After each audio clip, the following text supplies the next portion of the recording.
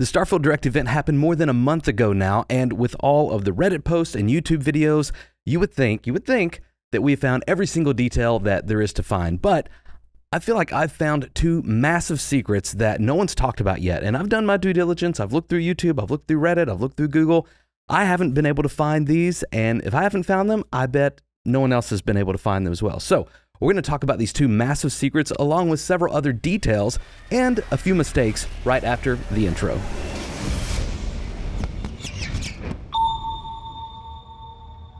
Welcome to Starfield Signal, your place for everything Starfield. I know you're here for those two massive secrets, so let's just dive right into those. We'll cover everything else afterwards. Okay, for our first massive secret, this is at timestamp 4257 in the Starfield Direct. We see this little clip of somebody walking through an outpost, and there's lots of little things here, some equations and math and science on the board. But the thing I want to point out is right here.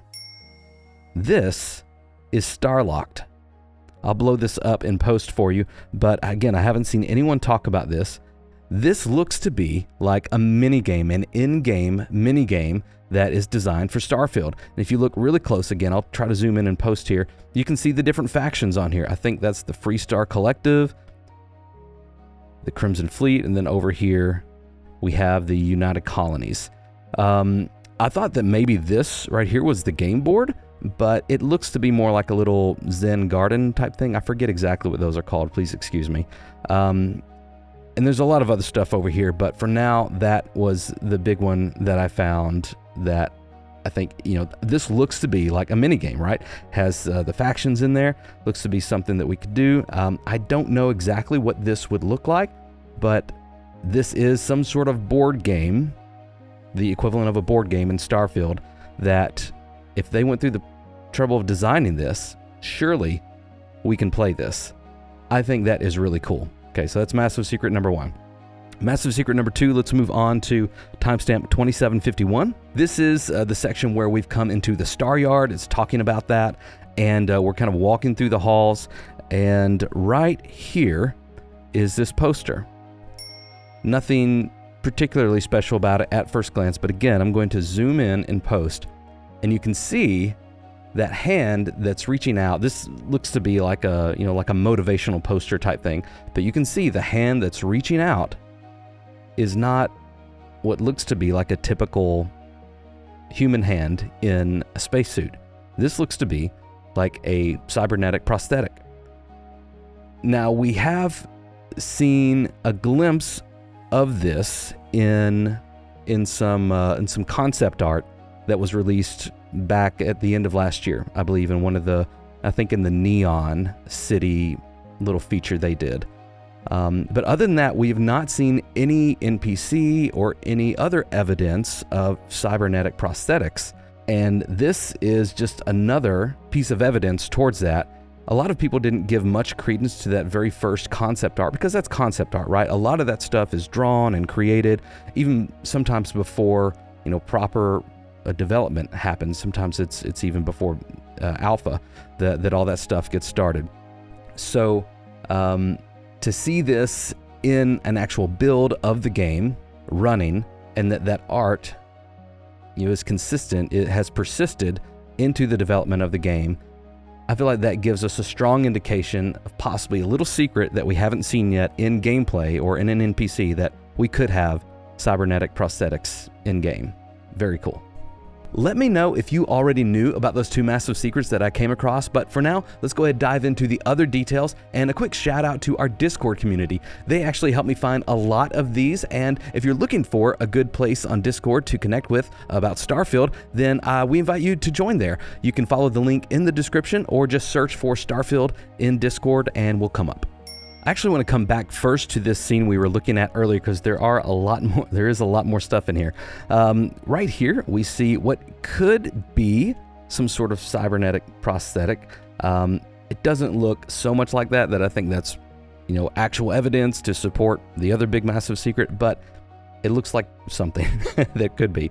Also, we have a basketball over here in a glass. This is in some sort of, glass case on display.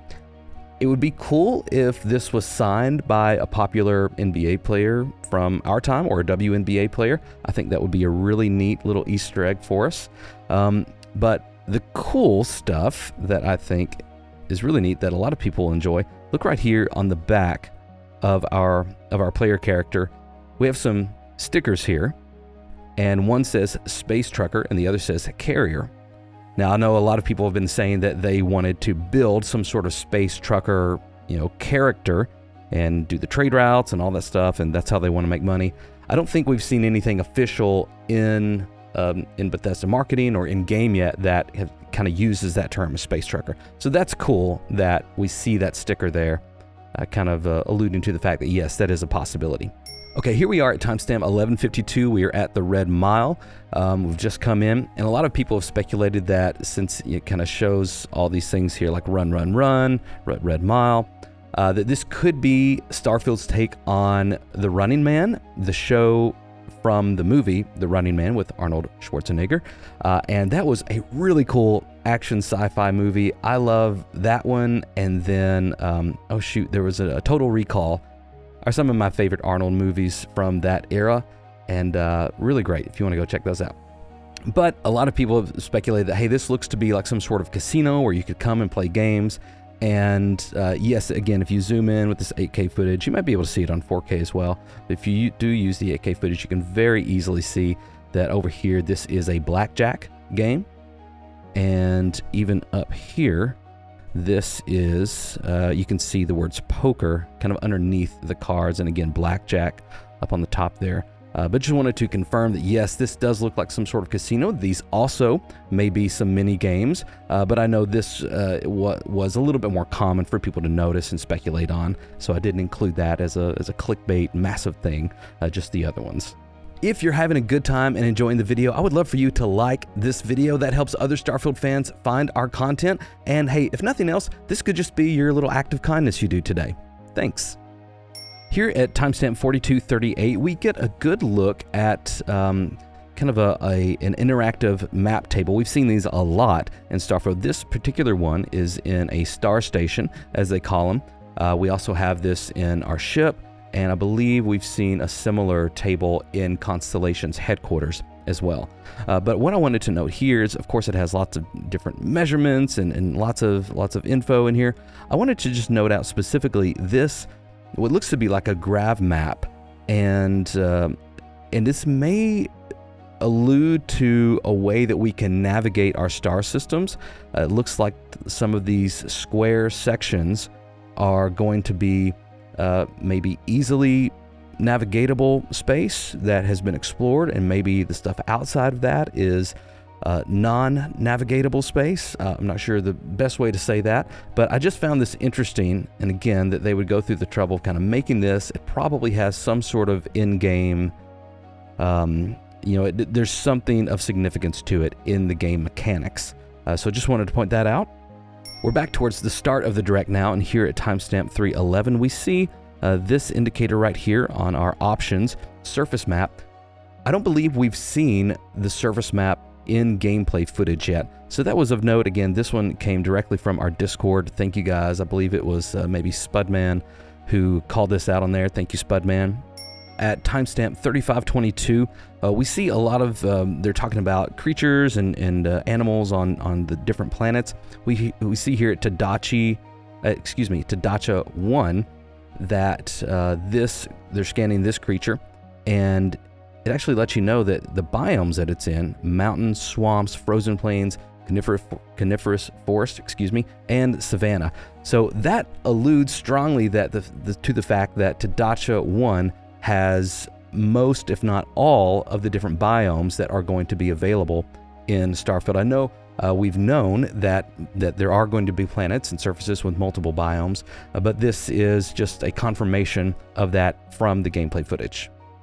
And there were a few things that our Discord server found and included in our little details forum that I could not quickly find what the timestamps were for them, so please excuse this, but I do have some screenshots of this, and this specific one just shows that as you're scanning planets, it does give you an individual biome scan completed percentage, which is nice for all of you completionists out there. You know, you're not going to have to worry, or it's going to help you isolate down, okay, if I've only scanned 99% of this planet, where in the world do I find that extra 1%? It's going to kind of scale that down for you so you know which biome to actually look in to find that last fauna scan or that last flora scan. So I think that's really cool. It's a nice quality of life feature just right off the bat. At timestamp 6:03, we are in the Porama system and our star navigation screen, and Porama 3 specifically gives us the information that it has a 2.01 gravity.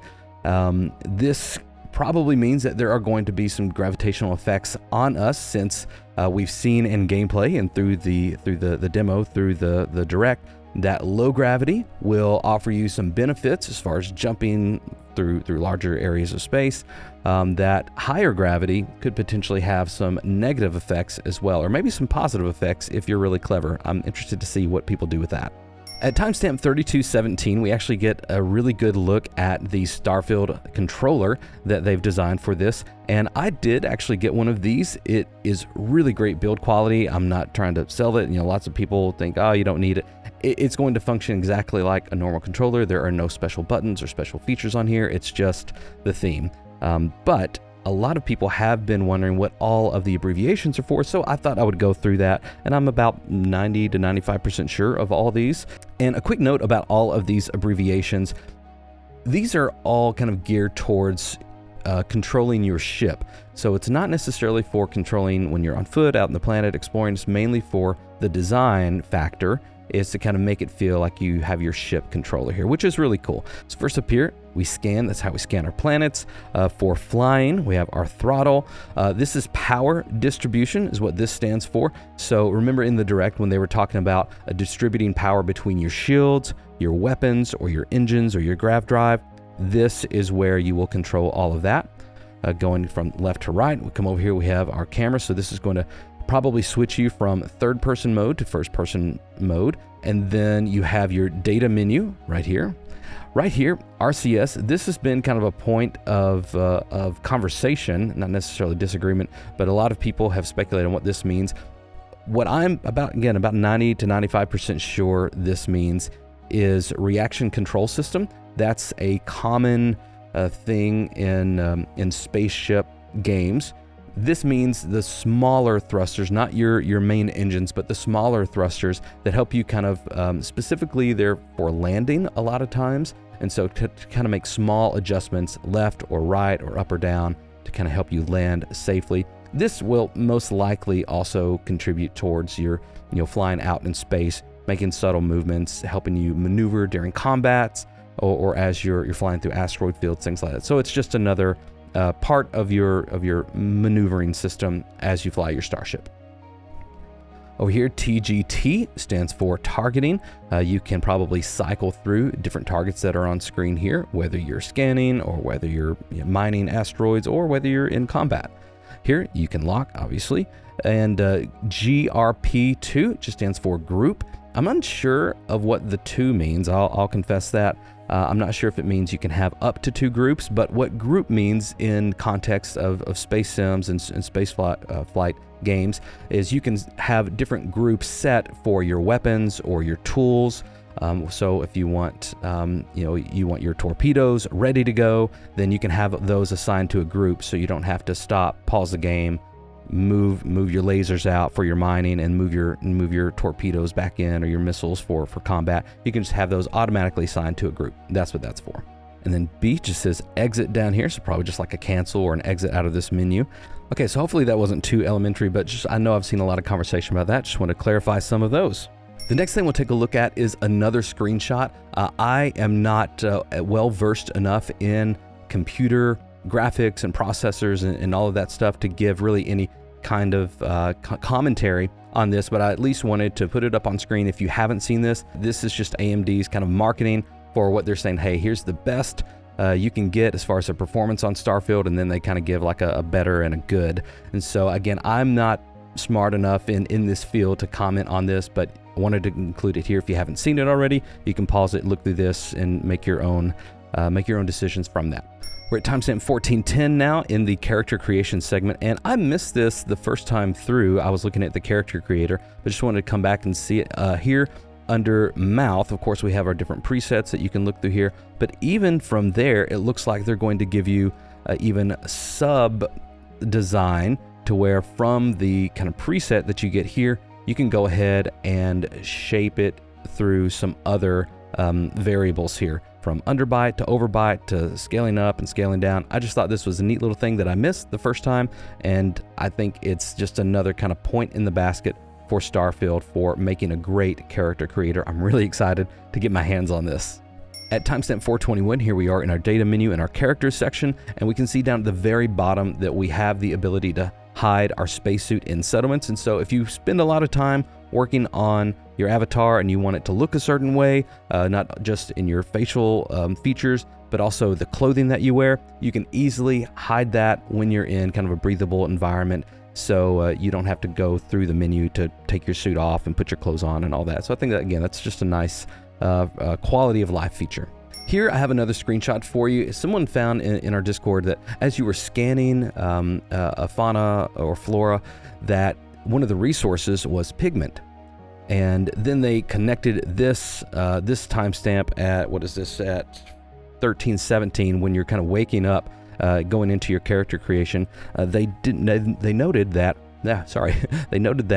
here we have the same spacesuit here, but this guy has kind of like an orange or gold color around his neck piece, and this one is more kind of a gray or maybe black, depending on kind of how that light is hitting it. But they said this is an example of how you can use this resource of pigment to come in here, and that just tells me that, well, yes, of course we have lots of customization, but there's going to be in-game mechanics to where maybe you have to find this specific color. You have to scan this specific color or the animal or the flora that have this specific color resource to be able to use it. Maybe we'll get like a few kind of basic ones to start with, but then above and beyond that, it's just kind of an incentive and a reward for those who want to go exploring. Maybe we'll get a lot of other pigments and a lot of other colors to use. Another screenshot here. Again, sorry, I couldn't find this in a quick way. I know I've seen this, I just couldn't find it in here. But this guy has a trucker hat on that has this animal on there. And then here we also see in the gameplay where this animal was, I think, hunted by this hunter guy here. And so that's just like a cool thing that, again, kind of lots of consistency in the gameplay design, which is really cool. Another screenshot for you.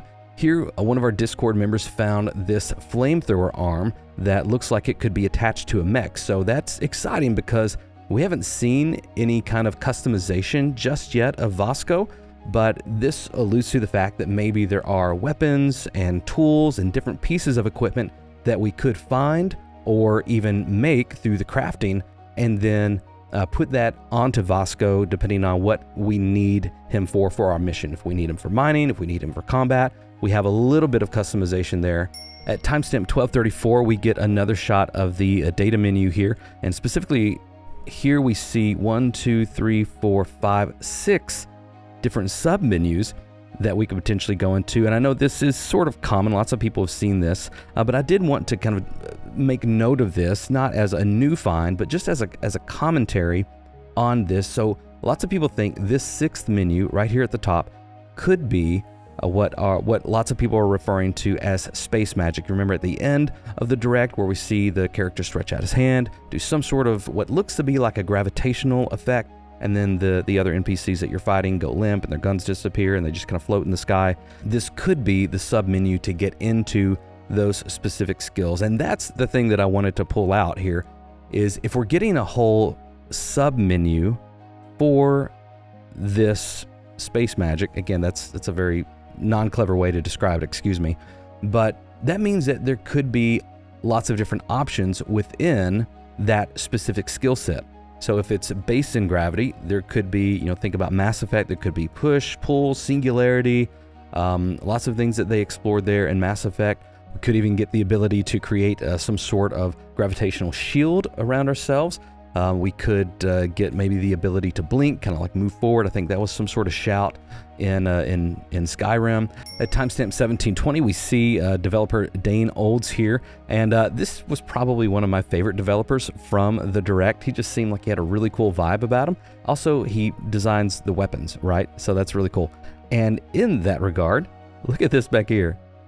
It looks like he has a real-life model of what some people think is the grindel weapon, like a submachine gun. So very cool, Dane. We need to see some more shots of that after the game releases, and you don't have to worry about secrecy as much. That is really cool.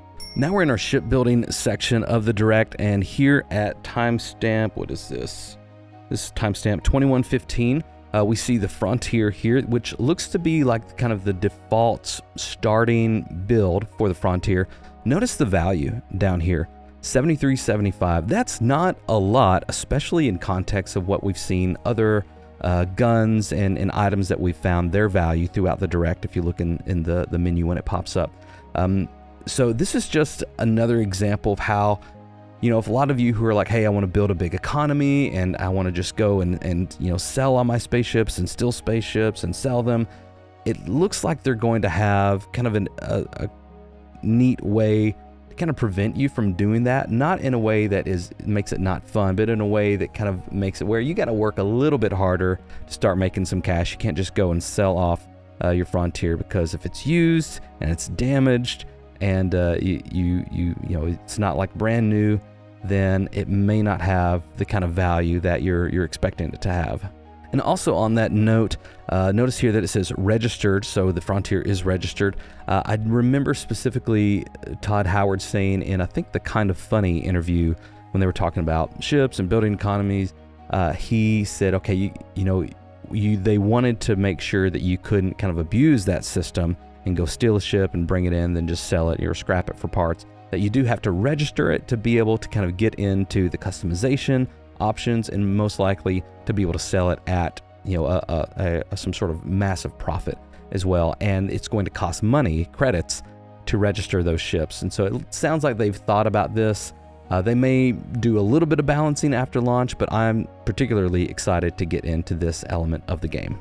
Okay, this is, I think, a common one that is out there and people have talked about, but I never actually saw a screenshot of this until someone in our Discord shared it. So Rage Quit is right here in your Dogstar console in your ship, and I'm unsure if that's actually like an eject button of some sort, or if it's just like a funny little nod to gaming, right?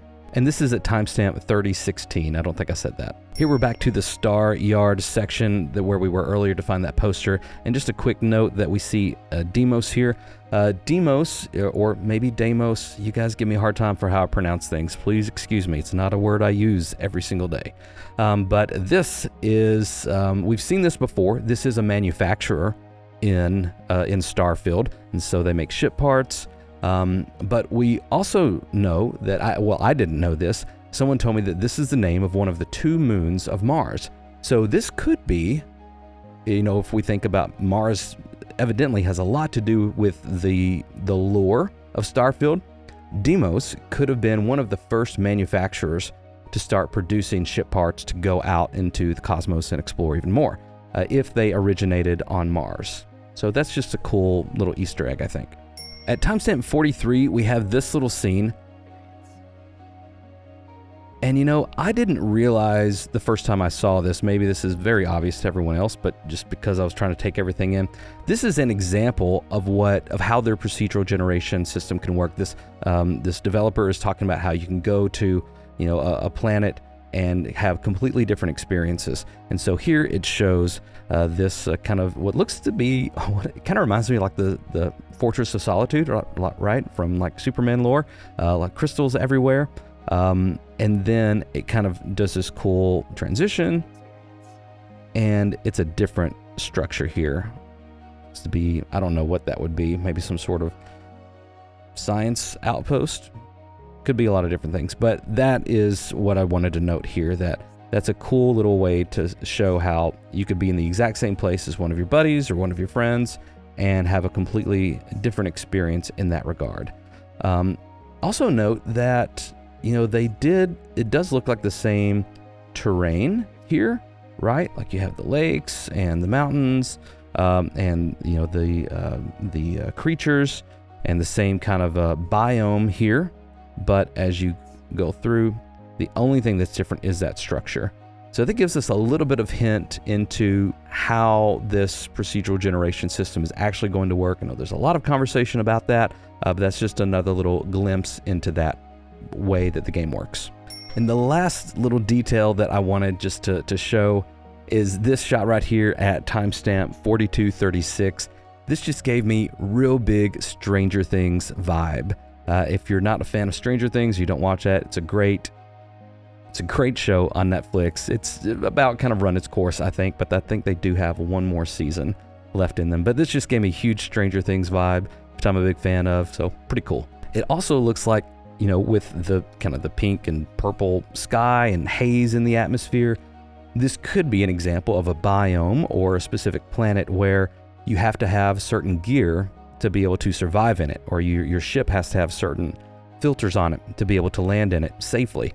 Now let's move on to the mistakes that I found, and a quick note on this. This is not to criticize the developers. They have made this massive game and put so much effort into this. This is not to criticize them. This is mainly just kind of a point of fun and little Easter eggs for all of us diehard Starfield fans that are still watching at this point. So it's not to criticize them, just fun little things for us to notice. The first mistake we'll look at is at timestamp 4007, where this NPC is holding this gun, and you see the handle right here, but his hand is kind of holding up right here, which wouldn't necessarily be a bad thing. Sometimes you can hold guns in different ways, but his thumb is clipping through the gun right there. So very, very small mistake. Again, not a criticism, just a fun little Easter egg for us hardcore fans. The next mistake is at timestamp 4105, and you have to go pretty much frame by frame to see it, but this is where we're striking an NPC with an enemy with our samurai sword, and you see right here, it clips out of our player character's hand for just a frame. It's back in it there. It clipped out, it's in, right, clipped out, and then it's back in. At timestamp 3911, we get a good glimpse of this gun, and I think I even noted this in one of my combat videos, but I completely missed, or even just corrected for it in my mind, but it doesn't say state of the art right here. I'll try to zoom in for you in post, but it says state of the art, and one of my Discord members said they must be from Boston. State of the art. That's my horrible Boston accent, I'm sorry. I'll stick with the Southern accent, sorry. At timestamp 3003, we actually get a really interesting one. I'm not sure if this is a mistake or it alludes to something else going on here, but we're in kind of this dogfight here, and the ships in red are in combat with us. So we have the UC Dagger here and the Freestar Caravan 3 here. Then we have the UC Discovery over here and something else going on there. But the thing we wanted to note is this. Notice, okay, so UC Discovery we are not in combat with. It has UC Discovery, and it also has the emblem for UC. But then here we have Freestar Caravan, we have the Freestar symbol, but then we look over here, we have the UC Dagger, but this has the Freestar emblem on it. So it's a UC ship with a Freestar emblem. This could be a mistake, or this could allude to something cool like, well, a Freestar rogue agent went and stole a UC ship, and we're partnering with the UC to go and get it back. That's why we're in combat with both of these here. Maybe. Again, this one came from our Discord at timestamp 2941. We see the planet Kazal, and we see here that it has a sulfur mine on it as a point of interest, as somewhere where we could land and do a mission. But notice over here in the resources, sulfur is not listed. Maybe this may be a mistake, or it may be that the resource and the trait system in Starfield is not necessarily linked to the procedural generation of sites and of areas and special places of note. Or it could be that, well, maybe sulfur isn't actually technically like a resource that you could use that would matter in the game system, but then why would they include it as a point of interest? I don't know. Seems like it could be a mistake, could be a neat little lore thing going on, or maybe it's just a gameplay mechanic issue, but nonetheless, suspicious. Okay, we're getting really nitpicky here, but it is maybe a little mistake nonetheless. At timestamp 7:14, we see one of our first looks of New Atlantis, and specifically here, let me just play it for you. Okay, what it's really hard to see, especially when someone's just playing it right here, but notice this NPC right down here. He's walking very closely to this NPC in front of him, and his pathing is kind of getting blocked, so he's doing like a little bit of stuttering, kind of what we've seen before in Skyrim and in Fallout, where someone's trying to get somewhere and they can't quite get there. It has that stuttering effect. Watch one more time. Just a little bit, not much.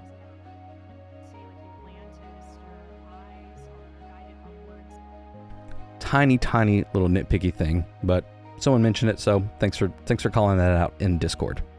At timestamp 3:38, we are in the first little glimpse of combat we get, and someone mentioned that this looked like a mistake, or maybe it's something else. See our gun come out, and right here we fire our first shot,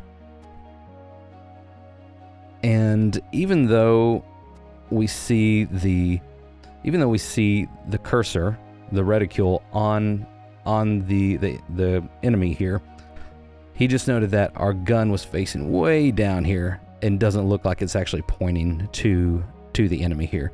And he said, well, this looks like a mistake, or maybe something was coded in to kind of make it look like this player was playing better than they actually were for the gameplay footage.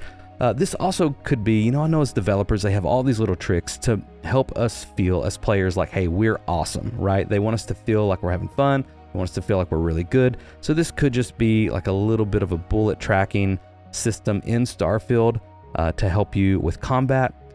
If they did include this in combat, they most likely included a way, whether it's through the difficulty level or another feature that you can change. They probably made a way for you to either turn this off or lessen it in some way for those who want a better challenge.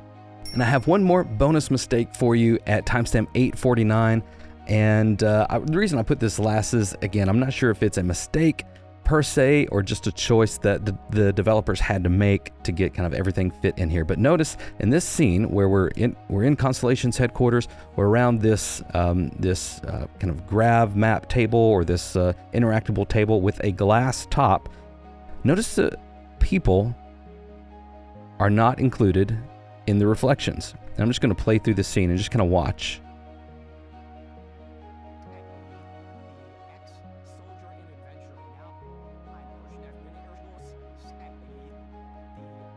The characters are not in those reflections. And also notice, as we play through, there's like a little stutter. Do you see that? You see those 3 stutters it has there? That's because those reflections are not updating at the 30 frames per second that everything else is. So everything else is 30 frames per second over here. This is updating at either, I don't know, look like maybe 10 frames per second or something like that, or maybe once every 10 frames. It was significantly lower. Now, I'm not smart enough to really understand this or why they did this or if this is going to be updated to be better, but Digital Foundry did an incredible job of breaking this down. Just search for Starfield Digital Foundry and you'll find that they did a terrific job. Very smart guys over there. I always enjoy watching them. Thank you so much for watching. A quick reminder to like the video, and if you've really enjoyed the video or you're enjoying our channel, consider subscribing. We would love for you to join the Signal crew, and a big thank you to our patrons and our YouTube channel members. They get some really cool perks by supporting the channel financially. If you're interested in that, you can check that out in the links in the description. We'd love for you to join us. This has just been an incredible journey. Starfield is coming. I'm excited. I know you all are too. Thank you for coming along the journey with me and with our Signal crew. But for now, may you find wonder as you journey through the stars.